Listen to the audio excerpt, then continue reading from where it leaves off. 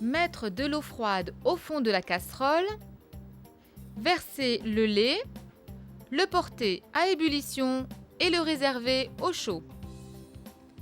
Verser le sucre semoule sur les jaunes d'œufs et bien remuer.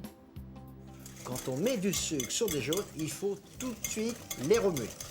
Car autrement, on a des jaunes qui cuisent, c'est vrai, ils durcissent tout de suite. Mais ça, c'est important parce que c'est là que nous aurons le résultat d'une bonne glace. Prélever 2 louches de lait chaud, le mélanger à la préparation et la verser dans la casserole de lait chaud.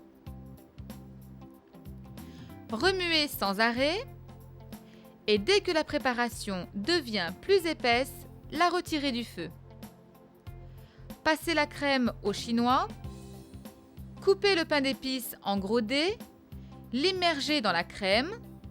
Dès que l'appareil est totalement refroidi, le laisser infuser à couvert au réfrigérateur. Alors ça, c'est important parce qu'il y a quand même un risque. Les jaunes ne sont pas très cuits. C'est pour ça que la glace, on fait toujours attention. Mettre le beurre à fondre jusqu'à couleur noisette, le retirer du feu et le laisser tiédir. Tamiser la farine, ajouter la poudre d'amande, le sucre glace, mélanger et réserver. Saler les blancs d'œufs et les faire mousser au fouet. Incorporer les blancs d'œufs à la farine, le beurre fondu et le miel. Entreposer le mélange au réfrigérateur pendant une demi-journée. Beurrer les moules à financier, les garnir et les mettre au four à 200 degrés pendant 10 minutes. Ensuite, les démouler et les réserver sur une grille.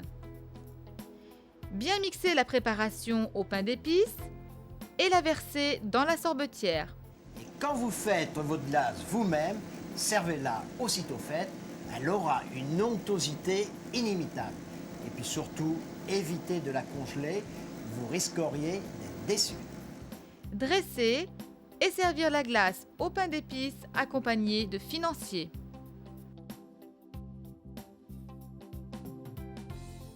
Pour 4 personnes, 100 g de pain d'épices, 1 demi-litre de lait, 5 œufs, 75 g de sucre semoule, 100 g de sucre glace, une cuillère à soupe de miel, 120 g de beurre, 40 g de farine tamisée, 40 g de poudre d'amande et une pincée de sel.